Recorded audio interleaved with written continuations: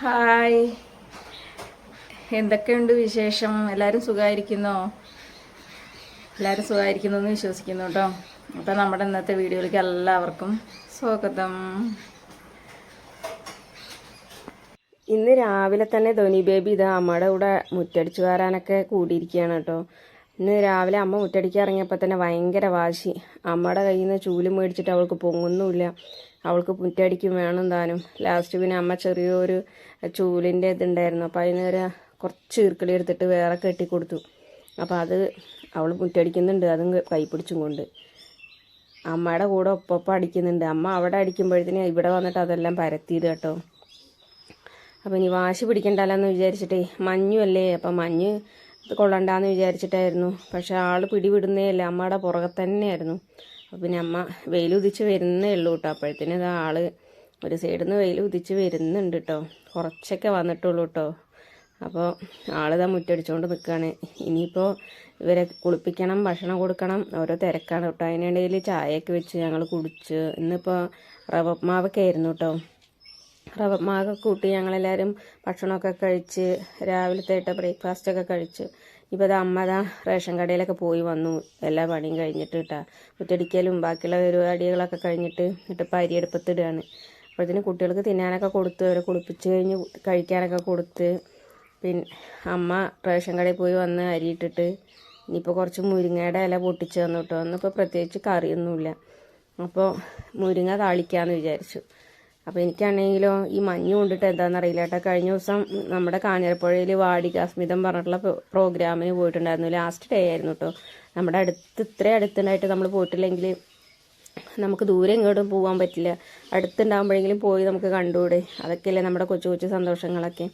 അപ്പോൾ അങ്ങനെ പോയതാണ്. നോക്കുമ്പോൾ മഞ്ഞ് കാരണം ഭയങ്കര മഞ്ഞ്. അപ്പോൾ എനിക്ക് തൊണ്ടവേദനയും അല്ലാതെ തന്നെ കുറച്ച് ദിവസമായിട്ട് ഉണ്ടായിരുന്നു തൊണ്ടവേദനയൊക്കെ. അപ്പോൾ ഇനി കുറച്ച് ചുക്ക് കാപ്പി വെച്ച് കുടിക്കണം എന്നൊക്കെ വിചാരിച്ചിരിക്കുന്നുണ്ട് കേട്ടോ ഞാൻ. അങ്ങനെ അതും വിചാരിച്ചുകൊണ്ട് അങ്ങനെ ഇത് മുരിങ്ങയുടെ ഇല ഇങ്ങനെ നുള്ളി പെറുക്കി വെച്ചിട്ട് ഇങ്ങനെ ഇടുന്നുണ്ട് കേട്ടോ. എനിക്ക് വയ്യ, തല താത്താൻ വയ്യ കേട്ടോ.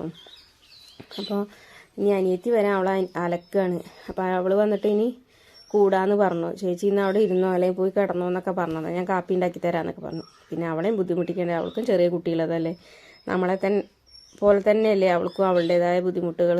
കുട്ടിയെ നോക്കാനും അവളെ കുളിപ്പിക്കാനും കഴിക്കാൻ കൊടുക്കാനും അവളെ ഉറക്കാനും ഒക്കെ.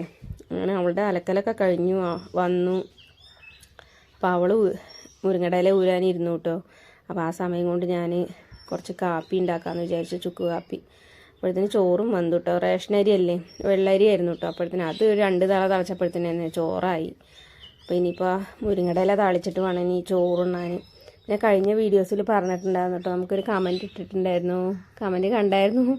എന്താണ്, ഇവിടെ ആകുമ്പോൾ ഭയങ്കര മൂഡ് ഓഫാണ്, ചിരിക്കേ എല്ലാവരും. ഹസ്ബൻഡിൻ്റെ വീട്ടിലാകുമ്പോൾ, സ്വന്തം വീട്ടിലാകുമ്പോൾ ഭയങ്കര ഹാപ്പിയാണ് എന്നൊക്കെ. പിന്നെ എന്താണെന്നറിയോ, എനിക്ക് അഭിനയിക്കാൻ അറിയില്ല കേട്ടോ. എന്തെങ്കിലും മനസ്സിലെന്തെങ്കിലും പ്രയാസങ്ങളും വിഷമങ്ങളും ഉണ്ടെങ്കിൽ അത് മുഖത്ത് അത് പ്രതിഫലിക്കും. അതേപോലെ തന്നെ മനസ്സ് ഭയങ്കര റിലാക്സഡാണ്, ഭയങ്കര ഹാപ്പിയാണെന്നുണ്ടെങ്കിൽ അത് ആ മുഖത്ത് തെളിഞ്ഞിരിക്കും കേട്ടോ.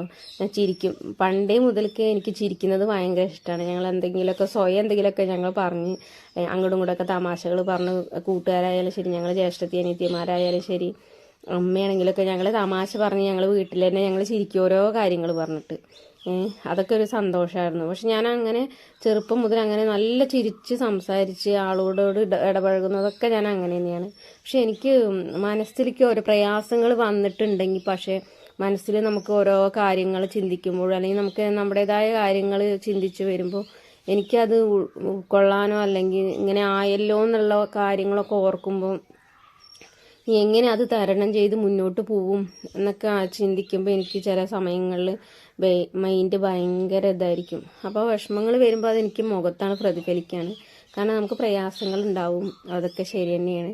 എന്തെങ്കിലും ചെറിയ ചെറിയ ബുദ്ധിമുട്ടുകളും കാര്യങ്ങളൊക്കെ ഉണ്ട്, നമ്മളെ മനുഷ്യരല്ലേ. അപ്പോൾ അതുകൊണ്ടൊക്കെയാണ് കേട്ടോ എൻ്റെ മുഖത്ത്. നിങ്ങൾ പറഞ്ഞത് ശരി തന്നെയാണ്. അപ്പോൾ ഞാൻ അതിന് പ്രതികൂലമല്ല അനുകൂലമല്ല, പക്ഷേ എൻ്റെ സാഹചര്യങ്ങൾ ഞാൻ പറയാം. പിന്നെ നമുക്ക് അഭിനയിക്കാൻ അറിയില്ല, അതുകൊണ്ടുള്ള പറ്റുന്ന തെറ്റുകളാണ് ഇങ്ങനെയൊക്കെ.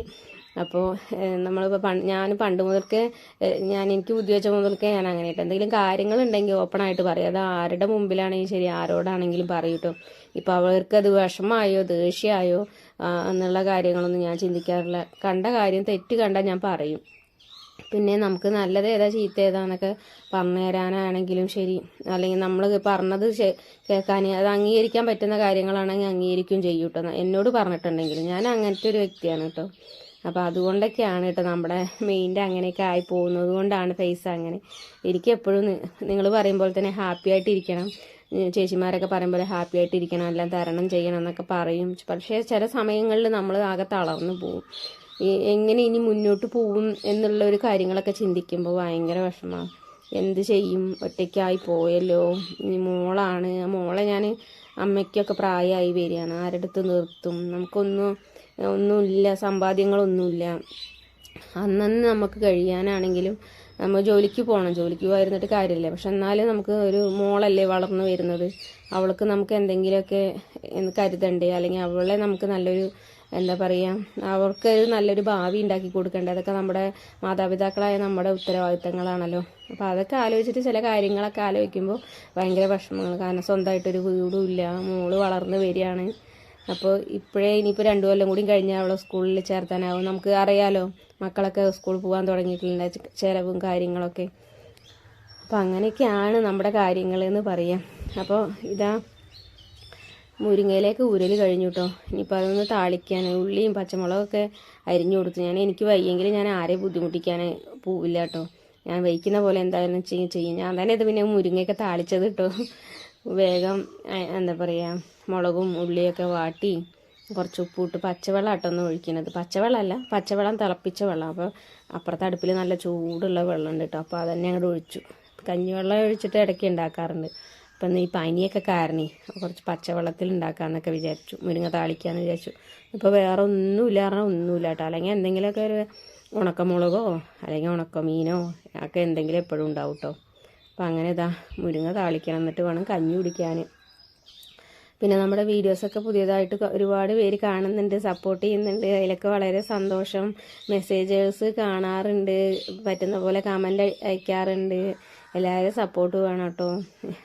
എല്ലാ വീഡിയോസിലും ഞാൻ പറയുന്നത് സപ്പോർട്ട് വേണം എന്നൊക്കെ. അപ്പോൾ നമ്മുടെ കുഞ്ഞ് വീഡിയോ ആണ്, എല്ലാവരും സ്കിപ്പ് ചെയ്യാതെ കാണണം. ആദ്യമായിട്ട് കാണുന്നവരാണെങ്കിൽ സബ്സ്ക്രൈബ് ചെയ്യാൻ മറക്കരുത്. വീഡിയോ ഇഷ്ടപ്പെട്ടാൽ ലൈക്ക് ചെയ്യാനും ഷെയർ ചെയ്യാനും കമൻറ്റ് ചെയ്യാനൊന്നും മറക്കരുത് കേട്ടോ. അപ്പോൾ അങ്ങനെ ഇത് അമ്മ ചോറ് വിളമ്പാണ് കേട്ടോ. ഇനിയിപ്പോൾ ഞങ്ങൾ 3 കുട്ടികളൊന്നും എണീറ്റിട്ടൊന്നുമില്ല. കുട്ടികൾ എണീക്കുമ്പോഴത്തേന് ഭക്ഷണം കഴിക്കണം. അല്ലെങ്കിൽ അമ്മ വിളിച്ചിട്ട് ധോനി ബേബിയൊക്കെ അമ്മ വിളിച്ചിട്ട് വെറുതെ നടക്കുള്ളൂ ചിലപ്പോൾ. അപ്പോൾ നമുക്കൊന്നും കഴിക്കാനും സമ്മതിക്കില്ല. അപ്പോൾ നമ്മൾ കഴിക്കുന്ന പ്ലേറ്റ് അവൾക്ക് വേണ്ടി വരും, എന്നാൽ അവളൊന്നും കഴിക്കൂല.